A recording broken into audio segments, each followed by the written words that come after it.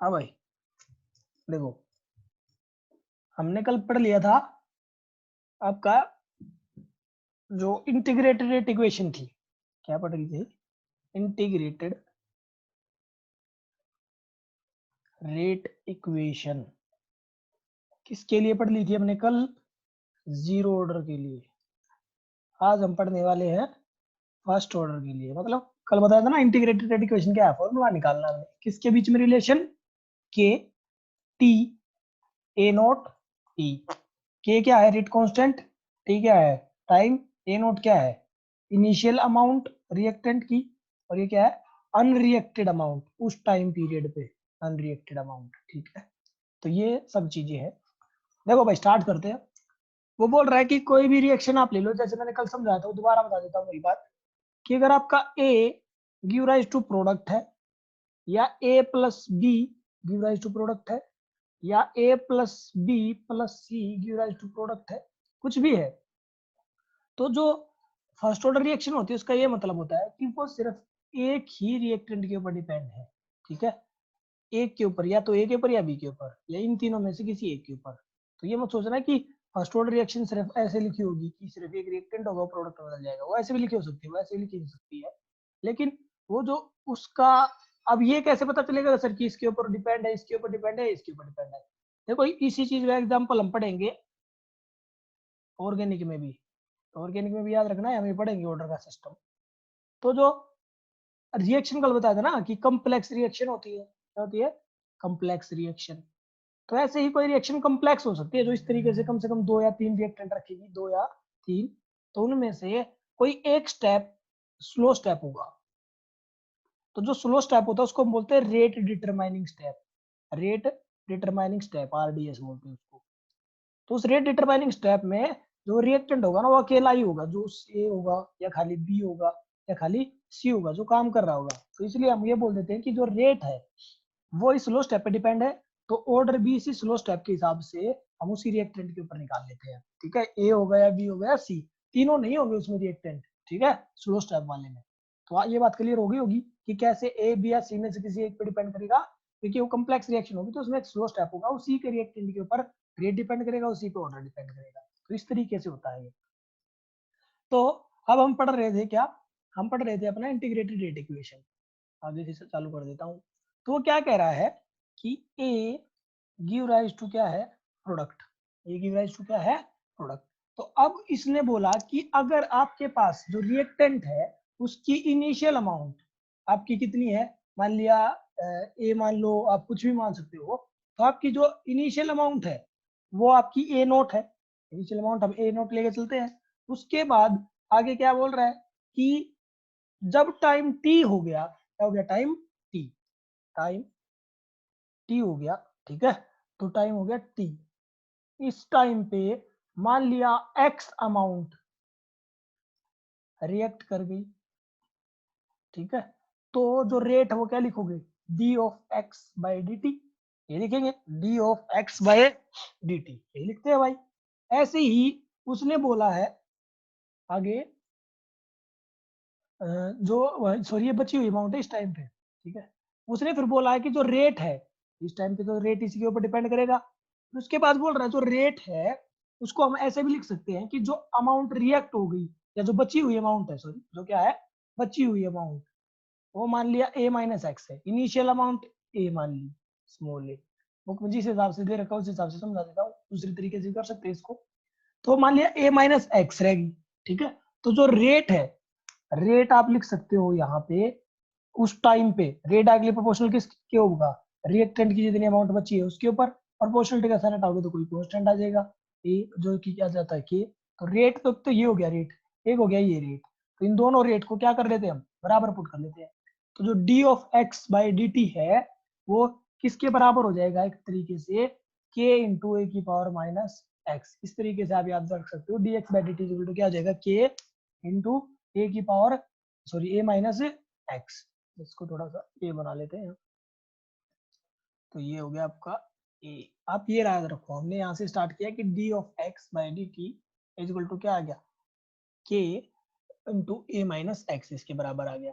अब उसके बाद क्या बोल रहा है कि जो इक्वेशन है हम इसका क्या कर देंगे, इंटीग्रेशन कर देंगे। ठीक है, अब इंटीग्रेशन करने के लिए पहले ये a माइनस एक्स को नीचे लाएंगे। ठीक है, तो इस स्टेप के बाद ये, इसके बाद तो ये स्टेप है, ये तो समझाया कि कैसे हमने उसको लिखा है। ठीक है, तो ये हमने समझाया कि कैसे लिखा है।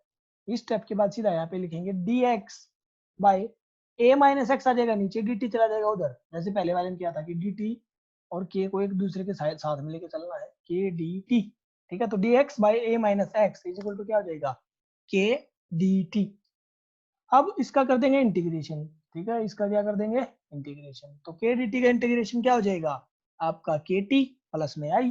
तो यहाँ पे क्या हो जाएगा, इधर तो क्या हो जाएगा, kt प्लस में i, और इधर जब इस dx by a minus x का इंटीग्रेशन करेंगे तो हो जाएगा minus ln a minus x. ये याद रखो बेटा कि इसका इंटीग्रेशन ही होता है minus natural log of a minus x. ठीक है, d of x by x क्या होता है उसका ln x। तो इस तरीके से है, ये माइनस एक्स से आगे माइनस आ गया तो माइनस है, तो मतलब आपका बन गया minus ln a minus x. अब उसके बाद क्या बोल रहा है, i की वैल्यू निकालनी है, कल भी यही कहा था, इस i की हमें वैल्यू निकालनी है। कल क्या किया था, तब टाइम क्या था, जीरो, टाइम जीरो था, तो उस टाइम पे ये k इंटू टी क्या हो जाएगा, k गुणा में t क्या है, जीरो, तो के टी तो हो जाएगा जीरो। आई किसके बराबर हो जाएगा, minus L N A minus x. अब इस minus L N A minus x की भी जो वैल्यू है वो भी क्या होगी, वो भी हम देखेंगे कि x कितना होगा या a की वैल्यू क्या होगी, तो ये देखना हमें। तो वो बोल रहा है कि जब टाइम जीरो है तो जो x है वो भी क्या हो जाएगा, जीरो, x भी क्या हो जाएगा, जीरो, क्योंकि कोई भी सब्सटेंस अभी डिकम्पोज हुआ ही नहीं। x क्या था, जो अमाउंट रिएक्ट हो गई, तो वो डिकम्पोज हुआ ही नहीं। तो अब डिकम्पोज हुआ ही नहीं तो x तो जीरो हो गया ना, कोई अमाउंट रिएक्ट ही नहीं हुई, कोई अमाउंट रिएक्ट नहीं हुई, तो लिखा था x। तो टाइम जीरो पे कोई रिएक्ट अमाउंट रिएक्ट नहीं हुई, तो a माइनस क्या हो गया, जीरो। तो minus L N A minus zero is equal to के टी की वैल्यू क्या थी, जीरो प्लस में आई। तो इधर तो सिर्फ क्या रह गया, आई। तो जो आई है उसकी वैल्यू क्या आ गई, माइनस एल एन ए आ गई। क्लियर है भाई, आई की वैल्यू कल भी बताया था, पहले आई की वैल्यू निकालनी है, उसको फिर दोबारा फिर पुट करेंगे, इसी वैल्यू को हम इसी में पुट कर देंगे दोबारा। तो क्या बन जाएगा, minus L N A minus x. इसी इक्वेशन से तो वैल्यू निकाली है टाइम जीरो पुट करके, और इसी इक्वेशन में आई की वैल्यू फिर दोबारा पुट करनी है। ठीक है, तो कंफ्यूज मत हो जाना कि दोबारा से वो इक्वेशन में फिर पुट कर रहे हैं, यहाँ से तो वैल्यू भी निकाल ली। ये तो वैल्यू निकालने के लिए टाइम जीरो पुट करके वैल्यू निकाली बता, इक्वेशन में फिर दोबारा वैल्यू पुट कर देंगे। तो minus L N A minus x, ये एक्स अब जीरो नहीं लेना है। ठीक है, वो तो टाइम जीरो पे हमने वो जीरो ले लिया था, अब ये सोचा अभी इसको फिर से जीरो कर दे, ऐसे जीरो नहीं करना इसको। तो minus L N A minus x is equal to क्या हो जाएगा आपका, के टी प्लस में माइनस का एल एन ए, माइनस का आई की वैल्यू है ना, माइनस का एल एन ए, प्लस का साइन तो है ही, तो ये प्लस माइनस क्या हो जाएगा आपका, माइनस हो जाएगा।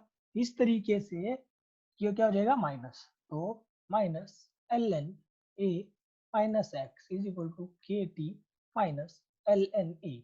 इस एल एन ए को इधर ले जाओगे तो के टी इधर प्लस का हो जाएगा, या फिर माइनस एल एन ए इधर है ही और के टी को ले जाओ इधर, तो के टी इधर हो जाएगा माइनस का और ये हो जाएगा प्लस का।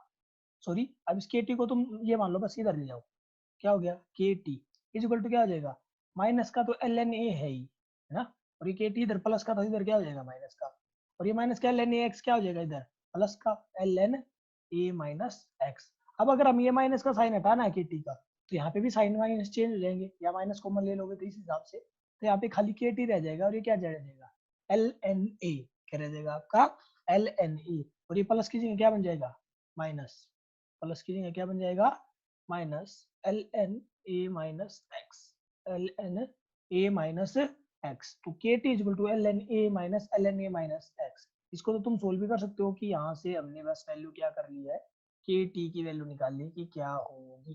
ठीक है, ये भी कर सकते हो कि के टी इधर है, माइनस एल एन ए उधर जाएगा तो क्या होगा, प्लस का, फिर हमने चेंज कर दिया उसको, के टी को उधर लिख लिया, इस सारे को इधर लिख लिया, तो भी यही आंसर आएगा कि k t equal to l N A minus L N A minus x. यहाँ से याद कर सकते हो माइनस एल एन ए है, या यहाँ से माइनस एल एन ए उधर जाएगा तो क्या हो जाएगा, प्लस का एल एन ए, तो प्लस का l N A minus L N A minus x ये चीज, और इधर क्या है प्लस का के टी, तो हमने के टी उधर लिख लिया, ये सारी चीज इधर लिख ली, इस तरीके से हमने इसको कर दिया। तो ये था।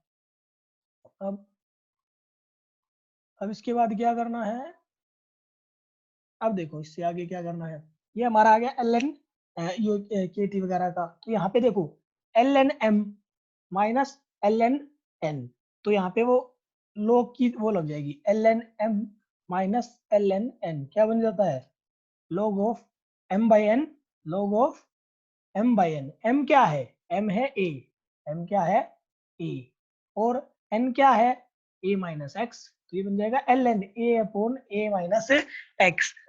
और उधर क्या है के टी, इधर तो अपना के टी है, तो इसको हमने लिख लिया l n m minus L n n, ये अपने वो लगा दी लोग की, ठीक है।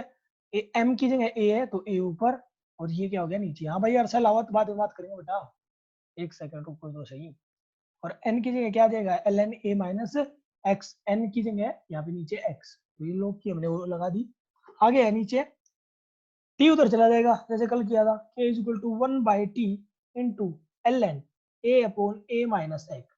अब ये एल एन है, इसको नेचुरल लॉग सिंपल लॉग में बदलेंगे, नेचुरल लॉग को किसमें बदलेंगे, सिंपल लॉग में, तो 2.303 से मल्टीप्लाई करना पड़ता है, नीचे t है ही, और ये क्या आ गया a upon a minus x, तो ये फॉर्मूला बन गया फर्स्ट ऑर्डर का, k is equal to 2.303/t into log of a upon में a माइनस x। ये फॉर्मूला आपको बनाना था, ये जब बुक उसमें आ भी सकता है कि भाई इक्वेशन ये निकाल के दिखाओ फर्स्ट ऑर्डर का, वैसे न्यूमेरिकल्स ही आते हैं, तो अभी स्किप करने लगे हैं 4-5 साल से, नहीं देते। हाँ हरियाणा बोर्ड में हो सकता है चांस आ सकता है, सीबीएसई में स्किप करने लग गए हैं कि नहीं देते हैं कि भाई इंटीग्रेटेड रेट इक्वेशन निकाल के दिखाओ, लेकिन फिर भी रिस्क नहीं लेना है, हमें निकाल के दिखानी चाहिए, ठीक है। तो ये फॉर्मूला बन गया। अब वो क्या कह रहा है कि अगर इस ए को जो इनिशियल अमाउंट है उसको आप अगर ए नोट लिख लो, और ए माइनस एक्स क्या है ए, ठीक है, तो फॉर्मूला क्या बन जाएगा K is equal to 2.303 by T into log of A nought by A nought by A. तो इस तरीके से इस फॉर्मूले को याद रखना तुम, ठीक है। तो ये भी याद रख सकते हो, हमने क्या बोला बस ए नोट है, और ए माइनस एक्स क्या है आपकी ए अनरिएक्टेड अमाउंट, क्योंकि ए इनिशियल अमाउंट एक्स रिएक्ट होगी, तो इनिशियल में से जो रिएक्ट होगी वो घट गई, तो क्या बच गई अनरिएक्टेड बच गई, क्या बच गई अनरिएक्टेड, तो उसको हमने ए लिख लिया, ये ए नोट हो गया इनिशियल हो गया। तो इस तरीके से हमने बना लिया इसका फॉर्मूला, तो ये है फर्स्ट ऑर्डर का फॉर्मूला, ये या ये भी याद रख सकते हो तुम। तो यहाँ तक क्लियर हो गया होगा, आगे देख लेते हैं। इसके बाद फिर से हमें हाफ लाइफ टाइम निकालना है, क्या निकालना है हाफ लाइफ टाइम। तो हाफ लाइफ टाइम इसी को हम अगर तोड़ेंगे ना, इसी को k equal to 2.303 by T into log of A nought by A, इसी को अगर हम बदल सकते हैं, मतलब बदल के ये भी लिख सकते हैं a is equal to a naught, यहाँ पे ऐसे लिख लेना इसको, क्योंकि कंसंट्रेशन है, कंसंट्रेशन इसी ब्रैकेट में आती है, a इज इक्वल टू क्या आ जाएगा आपका ए नोट, ठीक है। और आपकी ई ये log था इसलिए यहाँ पे क्या आ जाएगा एक्सपोनेंशियल की पावर माइनस के टी, आप इसको ऐसे भी लिख सकते हो, ये भी फॉर्मूला है फर्स्ट ऑर्डर का, a equal to a naught उसकी इनटू e की पावर माइनस के टी, आप इसको ऐसे भी लिख सकते हो, ठीक है भाई। तो यही सब चीजें थी, और नीचे एक और फॉर्मूला दे रखा, बुक में पढ़ने की जरूरत नहीं है, टाइम पीरियड 1 टाइम पीरियड 2 पे वो तो पढ़ने की जरूरत नहीं है। हाफ लाइफ टाइम निकाल लेते हैं, क्या निकाल लेते हैं हाफ लाइफ टाइम। अब ये निकालने का तरीका कल बता दिया था, क्या कि जो अनरिएक्टेड अमाउंट है, हाफ लाइफ टाइम क्या होता है जब टी क्या हो जाए टी हाफ, तो जो अनरिएक्टेड अमाउंट है वो क्या हो जाती है इनिशियल अमाउंट की आधी, इनिशियल अमाउंट की आधी, अनरिएक्टेड अमाउंट है क्या ई, तो ए को क्या लिख सकते हैं ए नोट बाई टू, तो इसे की जगह बस वैल्यू पुट कर दो ए नोट बाई टू, के आ जाएगा टी की जगह, टी हो जाएगा टी हाफ, तो इसको उधर ले जाओ, एक सेकेंड बताता हूँ क्या कह रहा हूँ। देखो टी तो हो जाएगा टी हाफ, तो टी कहाँ है नीचे, अब हमें टी हाफ ही निकालना, तो टी हाफ को तो ले आए इधर, और इस के को ले आए टी की जगह के, और log of a naught by a naught by two, two चला जाएगा ऊपर, ए नॉट से ए नॉट कट जाएगा, ये बन जाएगा log टू, क्या बन जाएगा log टू, log टू को सोल्व करोगे तो शायद 0.3010 वैल्यू आती है, तो 2.303 को log 3 की वैल्यू पुट करोगे डिवाइड बाय के करोगे, तो इसको इससे मल्टीप्लाई करोगे तो आ जाएगा 0.693 बाय के, तो ये टी हाफ का फॉर्मूला आ गया, यही याद रखना आपको, t half is equal to formula first order का क्या है टी हाफ का 0.693 बाई की, यहाँ तो मैंने निकाल के दिखाया है कि कैसे आया। याद ये जरूर हो जाना चाहिए कि फर्स्ट ऑर्डर रिएक्शन के लिए टी हाफ क्या होता है, फर्स्ट ऑर्डर रिएक्शन के लिए टी हाफ क्या होता है, ये हमें याद हो जाना चाहिए। T half equal to 0.693 by k होता है भाई। बस सीधा के की वैल्यू पुट करो, टी हाफ आ जाएगा ऊपर 0.693। तो यहाँ से क्या समझ में आया, क्वेश्चन क्या बनेगा कि ऐसा ऑर्डर बताओ, ऐसा ऑर्डर बताओ जिसमें टी हाफ, जिसमें हाफ लाइफ टाइम, जिसमें half life time initial amount पे डिपेंड ही नहीं कर रहा, इनिशियल अमाउंट ऑफ रिएक्टेंट या रिएक्टेंट पे ही डिपेंड नहीं कर रहा, पर डिपेंड नहीं कर रहा, तो कौन सा है, फर्स्ट ऑर्डर। याद रखना भाई, नहीं कर रहा। कल क्या था, डायरेक्टली प्रोपोर्शनल, टी हाफ क्या था कल जीरो ऑर्डर में, डायरेक्टली प्रोपोर्शनल ए नोट, ये जितना ज्यादा टी हाफ उतना ज्यादा। ऐसा यहाँ पे कुछ नहीं है, ऐसा कुछ नहीं है, बात समझ में आ रही है। तो टी हाफ क्या हो जाएगा 0.693 बाय के, यहाँ पे तो ए नोट का कोई जिक्र ही नहीं है, ए नोट का कोई जिक्र नहीं है। तो सिंपल सी कहानी है कि यहाँ पे ऐसा ऑर्डर कौन सा है जिसमें हाफ लाइफ टाइम डिपेंड नहीं करता, जीरो, फर्स्ट ऑर्डर। अब इसी में देखो एक और चीज देखो, अगर मान लिया आपके पास 50 ग्राम चीज थी और वो 25 ग्राम होने में 10 मिनट लेती है, ध्यान दो, अगर 50 ग्राम चीज थी, फर्स्ट ऑर्डर में ऐसे चलता है कि अगर 50 ग्राम चीज थी तो वो 25 ग्राम होने में अगर मान लिया 10 मिनट लेता है, तो आगे 25 से 12.5 ग्राम होने में, अब इस 25 का आधा होने में फिर से 10 मिनट लगेंगी। अब 12.5 इनिशियल अमाउंट हो जाती है उसके लिए, और उसको हाफ होने में मतलब 6.25 होने में फिर से 10 मिनट लगेंगी। 6.25 को 3.125 होने में फिर से 10 मिनट लगेंगी। तो ऐसे चलता है आपके इसमें फर्स्ट ऑर्डर में, ठीक है। हर एक हाफ लाइफ टाइम के बाद जो हाफ बच गया वो अगले के लिए इनिशियल अमाउंट हो जाती है, इसके लिए फिर उतना ही 10 मिनट लगेंगी, फिर ये हाफ बन गया 25 का आधा, फिर अब ये बच गया आपकी इनिशियल अमाउंट बन गई, अब उसका हाफ करोगे तो फिर उतना ही टाइम लगेगा। तो फर्स्ट ऑर्डर में ऐसे रिएक्शन चलती है, ठीक है भाई। और इसी के लिए उसने एक फॉर्मूला बना रखा है, वो जो 2 की पावर n में बुक में तुम्हें मिल जाएगा, ठीक है। तो वो भी तुम कर सकते हो, याद अगर करना है तो। नीचे दे भी रखा t f equal to directly proportional to 1 upon a naught n-1, ये सभी के लिए दे रखा है। आगे हाफ लाइफ टाइम जो ये है आपका टॉपिक, हाफ लाइफ टाइम, ये जो पूरा टॉपिक है इसका एक फॉर्मूला दे रखा है कि t half is equal to क्या होता है 1 अपॉन ए नोट की पावर n-1, n-1। तो इस तरीके से उसने दे भी रखा है। तो ये बस यहाँ पे इस फॉर्मूले से ये बताना चाह रहा है कि टी हाफ का और ए नोट का क्या रिलेशन है। T half directly proportional, sorry equal नहीं है यहाँ पे, डायरेक्टली प्रोपोर्शनल है। तो यहाँ से क्या बता रहा है कि अगर ऑर्डर आपका जीरो है, ऑर्डर क्या आपका जीरो, तो ए नोट इंटू 0-1, 0-1 -1 हो गया, क्या हो गया, ए नोट की पावर क्या आ गई -1, -1 कहा जाएगा ऊपर, तो ए नोट आ गया ऊपर। तो टी हाफ जीरो ऑर्डर में डायरेक्टली प्रोपोर्शनल होता है ए नोट के। ऐसे ही 1-1 क्या, जीरो, अगर फर्स्ट ऑर्डर है तो 1-1 इज इक्वल टू क्या आ जाएगा जीरो, और ए की पावर जीरो मतलब 1, तो 1/1 1। तो टी हाफ यहाँ पे तो डायरेक्टली 1 आ गया इसका आंसर, तो इसमें ए नोट पे डिपेंड कर ही नहीं रहा। तो ये भी बता रखा है कि कैसे कौन से ऑर्डर पे डायरेक्टली प्रोपोर्शनल है। डायरेक्टली प्रोपोर्शनल सिर्फ जीरो ऑर्डर पे है, बिल्कुल ही डिपेंड नहीं है, फर्स्ट ऑर्डर पे है, ठीक है, फर्स्ट ऑर्डर पे। और सेकंड ऑर्डर पे उसका इनवर्स होता है, इनवर्स की पावर फिर 2 हो जाती है थर्ड में, फिर इनवर्स की पावर 3 हो जाती है, तो ऐसी पावर चलती रहती है, ठीक है। तो ये फॉर्मूला जो दे रखा है बस ये बताने के लिए कि ए नोट का और टी का क्या रिलेशन है, टी हाफ का, तो ये आप देख सकते हो। अगला जो टॉपिक है determination of the rate law, rate constant order of reaction 4.12, इसमें आप ये तो पांचों मेथड दे रखी है, तुम्हें अभी नहीं करने, ठीक है, बाद में अगर जरूरत पड़ेगी तो करवा दूंगा, अभी नहीं करना है तुम्हें, कुछ नहीं करना है इसमें से, ठीक है। जितना तुम्हें काम दिया गया उसके न्यूमेरिकल कर लो। अब फर्स्ट ऑर्डर के न्यूमेरिकल करने तुम्हें सारे, फर्स्ट ऑर्डर के जितने भी न्यूमेरिकल है तुम्हें वो करने हैं, ठीक है। और फर्स्ट ऑर्डर का ये हो गया है, तो ये आपको करना है। अब उसके बाद example of reaction of first order दे रखा है, क्या दे रखा है, एग्जाम्पल, टॉपिक 4.13, 4.13, तो सीधे यहाँ पे आ जाएंगे। तो इसमें एक एग्जाम्पल दे रखा है डिकम्पोजिशन ऑफ नाइट्रोजन पेंटॉक्साइड। अब यहाँ पे नाइट्रोजन जो पेंटॉक्साइड है, अगर इसको नॉर्मल ए नोट की तरह ट्रीट करे वो, मतलब जब ये रिएक्शन टूटती है N2O5 टूटता है तो आपको दे रहा है N2O4 plus half O2, 4 O तो ये रहे, 5वां O 1/2 O2 करके लिख दिया, तो इस तरीके से टूट गया। और जो N2O4 है ये भी आपस में टूटता रहता है 2NO2 में, ठीक है, ये आगे टूटता रहता है। तो यहाँ पे एक फॉर्मूला सीधा सीधा दे रखा है जो फर्स्ट ऑर्डर का ही है, K is equal to 2.303 by T into log of A nought by A, ये फर्स्ट ऑर्डर का होता है। ये तो अमाउंट थी, कंसंट्रेशन थी, है ना।